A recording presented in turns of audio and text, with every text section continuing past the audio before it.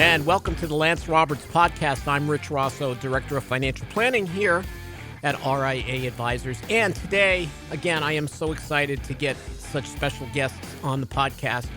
And Jamie Hopkins, Director of Retirement Research at Carson Wealth and a finance professor of practice at Crichton University. I mean, he's got credentials longer than this podcast will ever be. But most important about Jamie and why I've started following him a while back is his focus on the distribution process. In other words, what retirees need to know and pre-retirees versus all the accumulation stage that the financial industry seems to be focused on. Not only that, Jamie digs into topics that are going to be very, very important to retirees, including based on longevity, and that's Social Security and reverse mortgages and annuities and life insurance, all these items outside of or products outside of stocks that seem to be the answer to every financial question. Jamie is much more well-rounded, academic, and helps people to understand the importance of this holistic financial process. So, Jamie, I'm so really excited to have you on, and was really great to meet you at the conference as well. Yeah, absolutely. Thank you for having me on. I love hearing the long intros of me. It makes me seem like I'm important before I talk, so it probably helps. But I mean, you are doing such a service in your book, Rewirement. What a great topic! It's rewiring the way you think about retirement, and that's what you do best. You bust the myths and you break up the dogma about certain things that are going to be very, very important to retirees, especially as pensions go the way of the dodo. So I know the industry is not going to change its mindset much, but there is, and I call it the crossover risk, Jamie, when you go from accumulation to distribution as a retiree, and now your human capital goes to pretty much zero, and you are dependent upon this money that you've built, this nest egg, along with Social Security, and maybe a pension if you're lucky enough. But that emotional leap, where I call the black hole, can take a while. I know you always write about these great academic studies and so forth and all these great rules. What would be some good thoughts on the qualitative side for a new retiree? Any thoughts on that, what I call that crossover risk? Yeah, absolutely. And I try to refer to myself sometimes as a Pracademic. I get to work with, individuals going through retirement, and I'm also on the academic side. And I try to bridge those two things together. Yeah, you do great.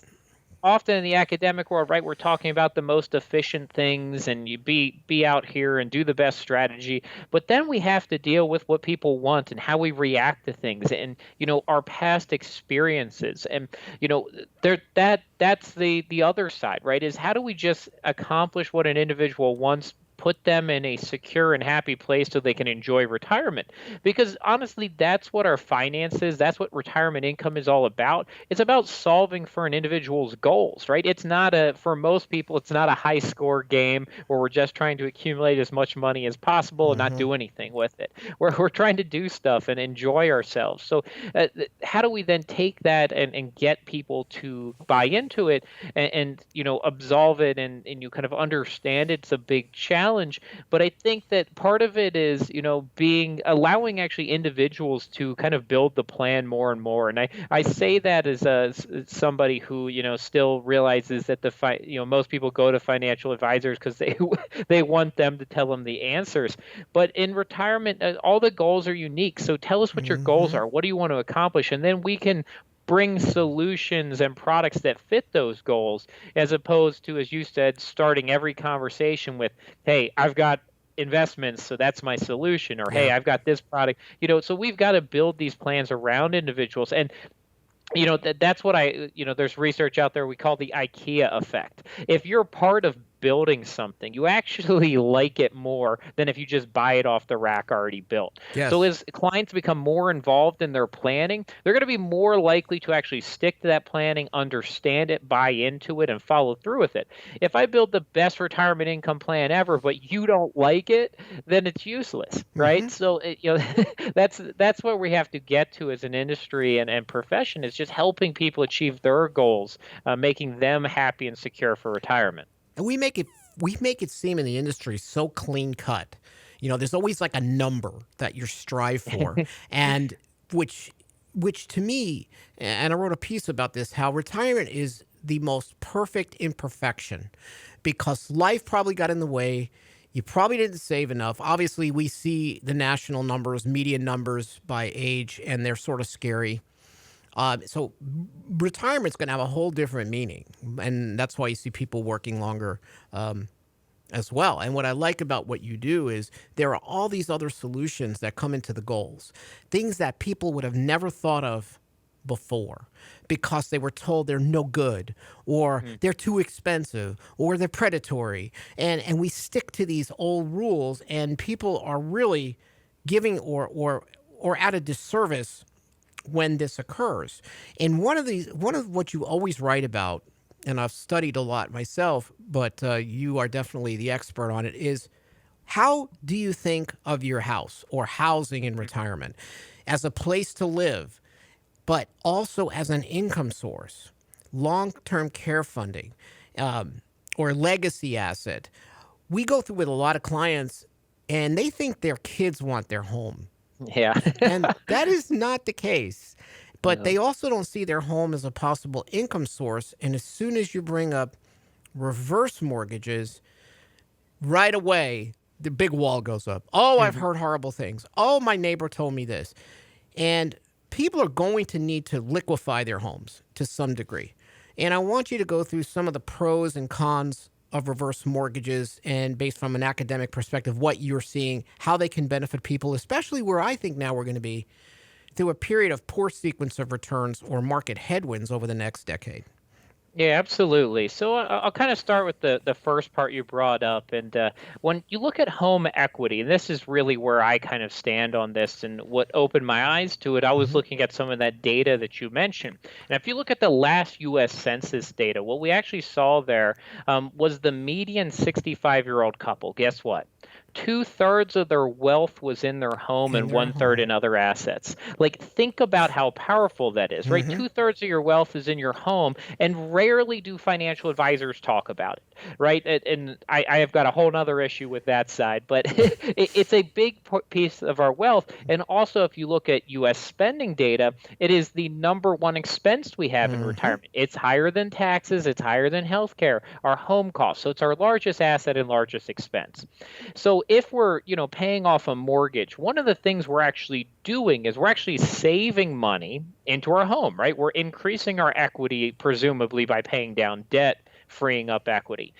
Most people look at that like, it's a version of saving academically. But once we get to retirement, does it make sense to continue to save in your home, which is generally speaking an illiquid asset that doesn't have a great rate of return? That's a huge hurdle to overcome with people anyway. I get people that say, hey, my house has been a great investment. I bought it for $300,000 in 1982 and it's worth $500,000 today. And I'm like, that's a like 1.8% rate of return over that time frame, right? It was a terrible return, but it doesn't mean it was a bad decision. Right. You got housing services and you saved money that kept pace with inflation. Okay, no, that was a solid decision. But now that we get to retirement, should we keep saving in the house? Maybe not. A lot of the research, as you kind of mentioned for me to get to that, says when should we use the house? Well, my starting standpoint is think about the house as an asset and have a plan with it, whether it's legacy to the kids, long-term care, or an income source. But if I told you we had three assets, and I'm going to make the research very simple here. You have three assets in retirement. One provides a 3% rate of return, one provides a 5%, and one provides 8. Which asset would you use first in retirement? Would you spend your highest return asset first day of retirement, or would you spend your lowest return asset first day of retirement?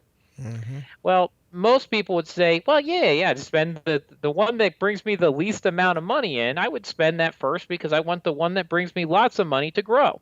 Mm-hmm. Well, that's the house. The house is probably our 3%. A mixed portfolio is, historically probably more 5 and 8 on the upper end, at least from a real rate of return. But as average returns, it's at least in the ballpark of what's historically happened. So, Jamie, not to Yeah. cut you off because we're going to get a break here, but I like what you're doing here because what you're doing is you are emotionally setting the house up as part of the holistic portfolio. In other words, you are treating it almost like a savings vehicle, but then as a way to withdraw money. You are changing the scope of what a house looks like because you're pulling some of the emotions and the dreams, and I've had my kids here and all this other junk out of Yep. it. Not that it's bad stuff, but you are now saying this could be an asset that helps you. In some ways, you might have done this in the past in a pension.